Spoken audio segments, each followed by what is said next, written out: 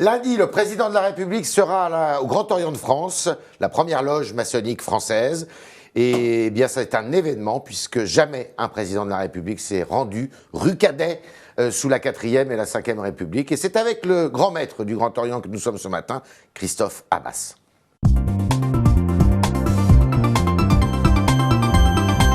Christophe Abbas, bonjour. Bonjour. Alors, un petit point d'histoire. Pourquoi le président de la République? Quelle est l'occasion qui explique sa venue? C'est que la première grande loge s'est formée à Londres en 1717, c'est-à-dire il y a 300 ans, et que eh bien, le Grand Orient en France est né quelques années plus tard, précisément en 1728, je crois, si ma mémoire est bonne.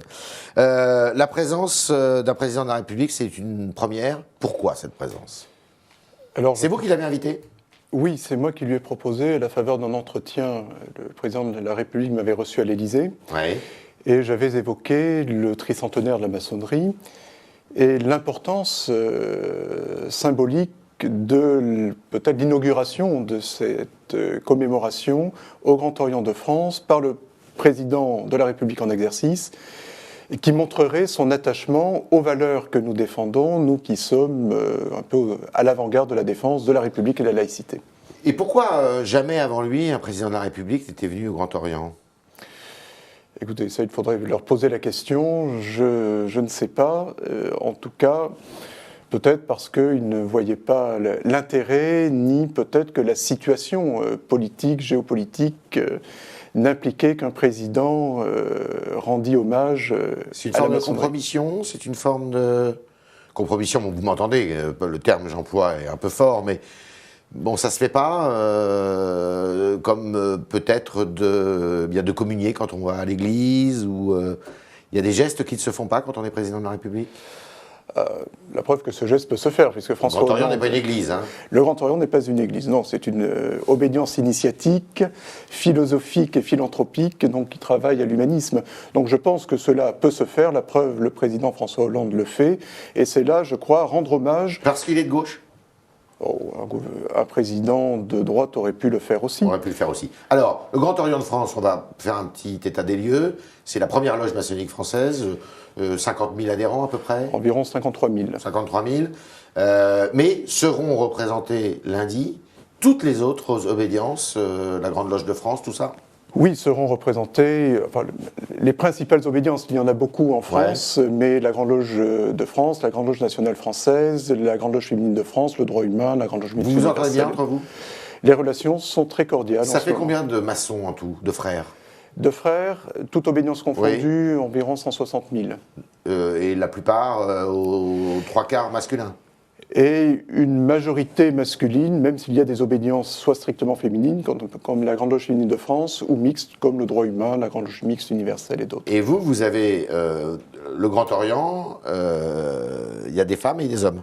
Il y a des femmes et des hommes, mais pas mélangés?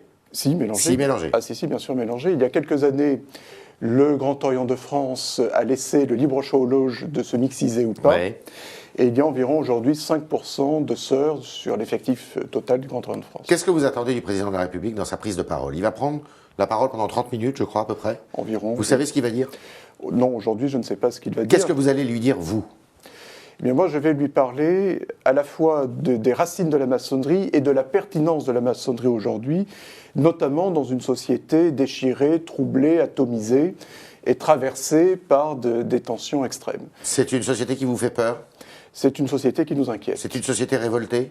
C'est une société en voie de révolte. Pourquoi? Parce que je crois qu'il y a un divorce entre, enfin c'est une banalité d'ailleurs de dire ça, mais un divorce entre la représentation politique ou syndicale traditionnelle et des classes populaires, des classes moyennes, des jeunes qui se trouvent abandonnés, trahis, non écoutés, voire méprisés lorsqu'elle ne suit pas un certain nombre de directives de la tête et qu'on la qualifie de populiste pour discréditer ses positions. Comment on retisse ce lien entre... pour faire l'unité de la nation? Eh bien, je pense d'abord par la démocratie populaire, par des colloques, par des associations qui vont écouter justement les aspirations sans être condescendants de ces classes, leur donner par des spécialistes les outils nécessaires pour se réapproprier le destin et ultimement, je pense, c'est que la classe politique change de format psychologique. Est-ce que vous avez un rôle à jouer? Est-ce que, par exemple, ces personnes abandonnées ou qui se sentent mises de côté et tout, est-ce qu'il y en a qui viennent frapper à votre porte et qui disent « moi, je veux rentrer en maçonnerie » Alors, il en est, mais je Parce que c'est une forme d'élite aussi, la maçonnerie, quand même, vue de l'extérieur. Non, c'est une exigence morale intellectuelle. J'entends bien, mais Alors, ça vous permet de le rappeler, d'ailleurs. Oui, de l'extérieur, oui, en raison de son mode de recrutement, qui introduit un biais statistique, parce que cela se fait par parrainage, même si l'on peut envoyer une lettre d'adhésion à l'obédience, même si l'on ne connaît personne. Et donc, il y a vraisemblablement un effort de démocratisation sociale à accomplir, même d'aller vers les jeunes, et je suis comme mon prédécesseur sur les campus, oui. Vous le faites? Oui, oui, j'ai fait. On vous donne le droit d'aller sur les campus, d'aller... Bien sûr. J'étais à l'Institut d'études politiques à Grenoble récemment pour parler... Dans les écoles aussi? Non. Non, pas dans les écoles. Non. Des étudiants majeurs, bien sûr. autant que possible. Bien sûr. Donc voilà, donc moi ce que je ressens, c'est que dans les colloques publics, énormément de profanes, comme nous disons, de non-maçons viennent en quête justement de débats, pour se former une opinion et acquérir les outils intellectuels nécessaires pour penser l'air du temps et peut-être changer la société. D'accord. Y a-t-il des maçons parmi les candidats à la présidentielle? Probablement. Vous pouvez pas me le dire? Libre à eux de se dévoiler s'ils le souhaitent. Est-ce que vous avez été déçu par ce quinquennat? Parlez librement, là, on est entre nous. Par ce quinquennat qui, quand même, avait quelques promesses. D'abord, il y avait des maçons, il y en a dans tous les gouvernements, mais Manuel Valls se réclamait d'un héritage, je ne sais pas s'il l'est encore, mais quand même, il l'a été à un moment. Et puis, il y avait une grande promesse de François Hollande, d'introduire justement le principe de la séparation des églises et de l'État dans la Constitution. C'était le fameux discours du Bourget, qui avait été fortement applaudi. Il n'a pas tenu sa promesse. Écoutez, le grand maître est apolitique et dans cette campagne électorale s'interdit... Votre prédécesseur se réclamait de la gauche quand même? Oui. Pas vous? À titre personnel, oui. Le grand maître, non, il est apolitique. Nous avons toutes les sensibilités politiques au sein de l'obédience. Donc vous êtes apolitique? Donc le grand maître est apolitique. Oui. Le citoyen... Mais Christophe Abas? Il est à gauche. D'accord. Mais en effet, ce sera l'occasion de rappeler effectivement un certain nombre de promesses dont nous aurions aimé qu'elles fussent suivies d'effets. En effet, cette constitutionnalisation, le fait que, même si c'est symbolique, le 9 décembre devient une journée nationale de la laïcité. J'avais indiqué également au président qu'un musée de la laïcité avec un fonds documentaire à mettre à disposition des collèges, des lycées, des universités pour parler de la laïcité et la mieux comprendre aujourd'hui où c'est la confusion généralisée. Ce musée, il existe? Pas encore. Mais vous en avez un chez vous, rue Cadet.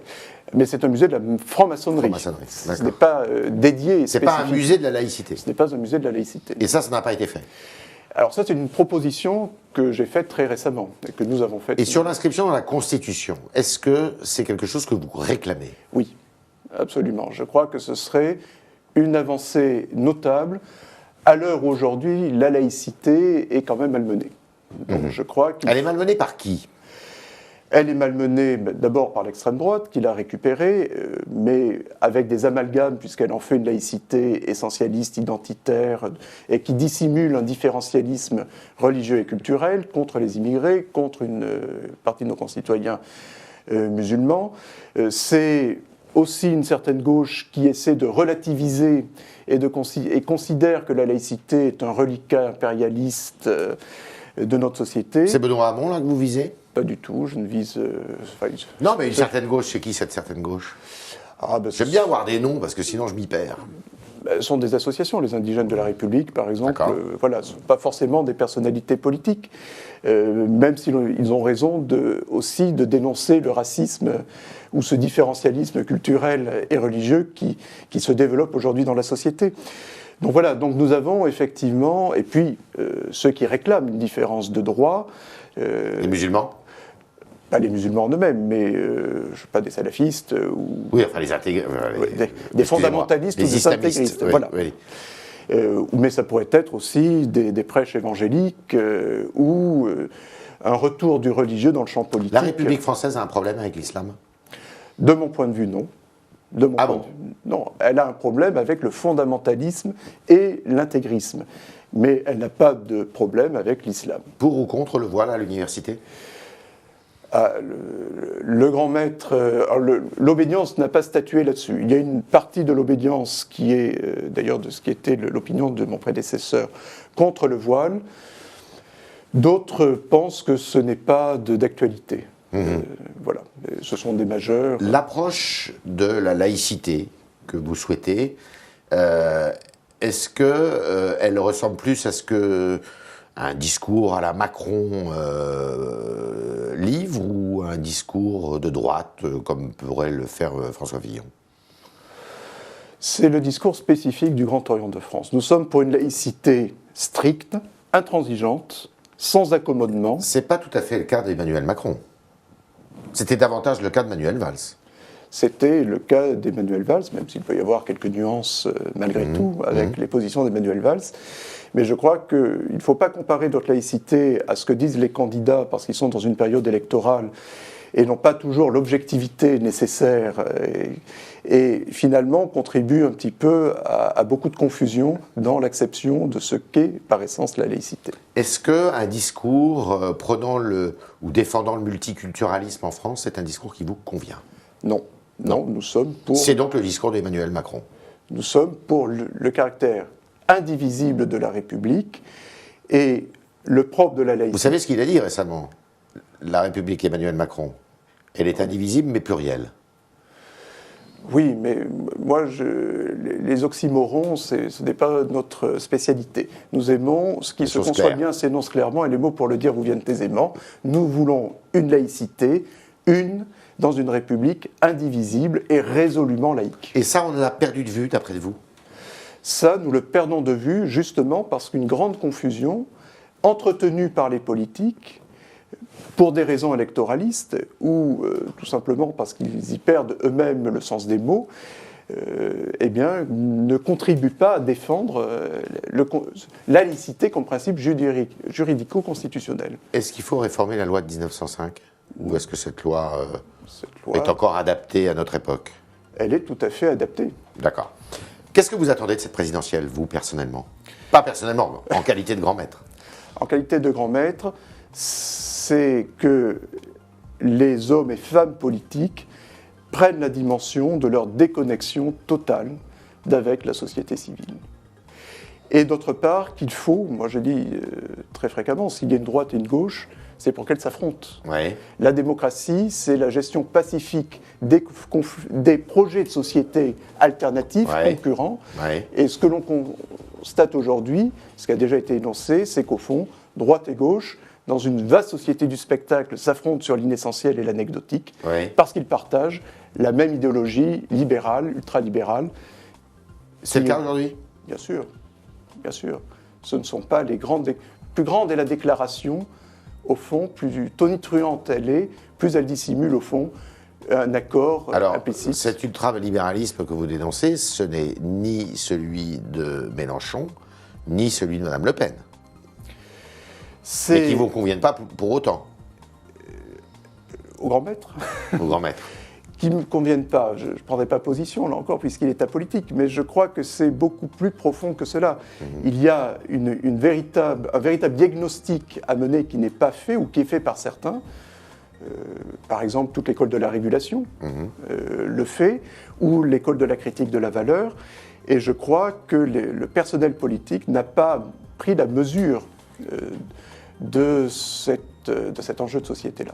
C'était le talk de Christophe Abas qui nous a parlé donc de la laïcité et de ce qu'il attend de la venue du président de la République lundi dans les locaux du Grand Orient de France, c'est rue Cadet, à Paris. Et maintenant, avec Jean-Baptiste Semerjian, eh bien, nous allons poser vos questions, chers internautes.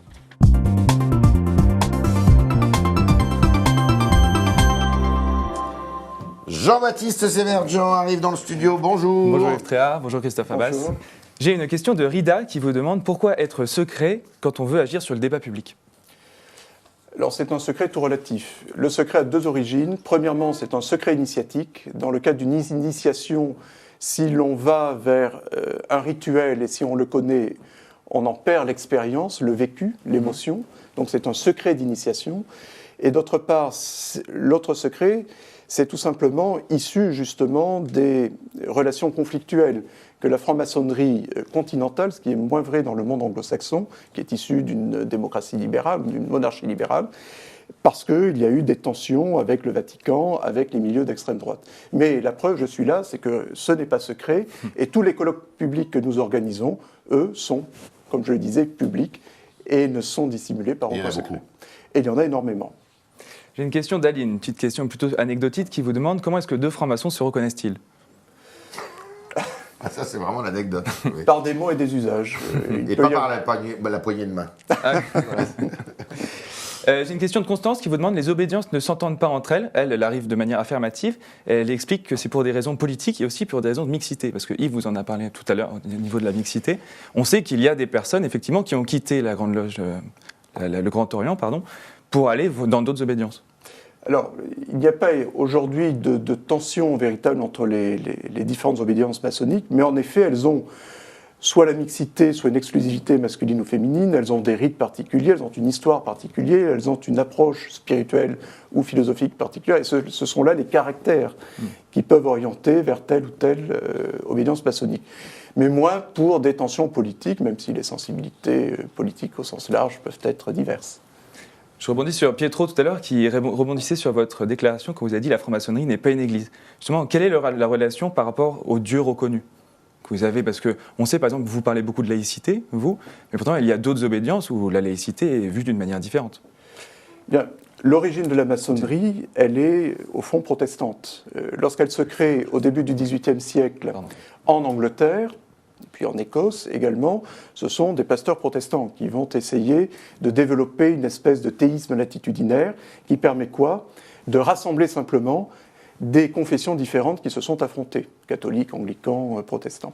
Donc la maçonnerie conserve ce théisme, mais le Grand Orient de France, en 1877, va écrire dans ses textes qu'il n'est plus nécessaire pour adhérer au Grand Orient de France, de croire en Dieu, en l'immortalité de l'âme.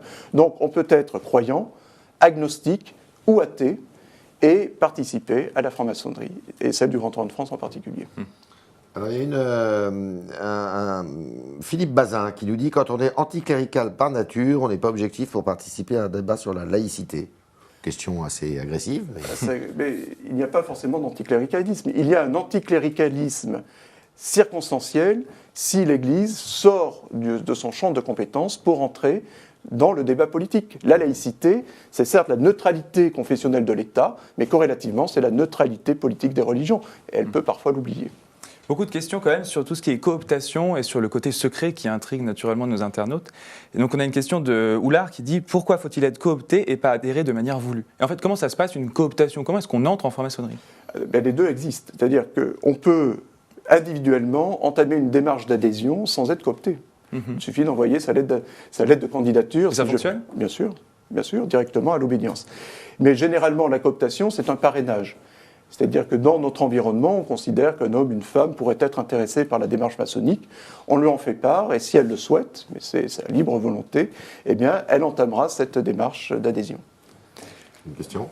J'ai une question qui est un peu plus large, qui est aujourd'hui, les francs-maçons sont donc assez représentés, mais pourquoi est-ce qu'il n'y a pas un porte-parole ? Alors effectivement, vous êtes vous êtes une sorte de porte-parole, mais vous parlez de franc-maçonnerie, en fait, il y a plusieurs obédiences.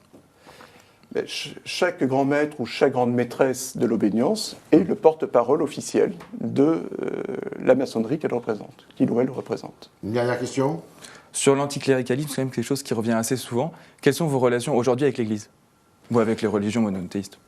Moi, je n'ai aucun problème avec les religions, tout athée que je suis, mais j'ai aucun problème. Je parle avec des évêques, des patriarches, il n'y a aucun problème. Mais l'Église, c'est l'Église qui a un problème avec nous. Et c'est elle qu'il faut interroger, puisqu'elle nous a exclus. Ben oui, ça a été réaffirmé. Donc il faut... Réaffirmé à quelle occasion ? C'était réaffirmé, alors je ne sais pas si c'est... Par qui ? Par Benoît, je crois. Par le pape Benoît ? Pas le présent. Oui, le pape Benoît. Oui, le pape Benoît. D'accord. Voilà, c'était les réponses de Christophe Abbas, grand maître du Grand Orient de France, qui va recevoir le président de la République, François Hollande, lundi dans ses locaux. Et merci Christophe Abbas d'avoir répondu à nos questions et à celles de nos internautes. Merci. Merci à vous. Merci.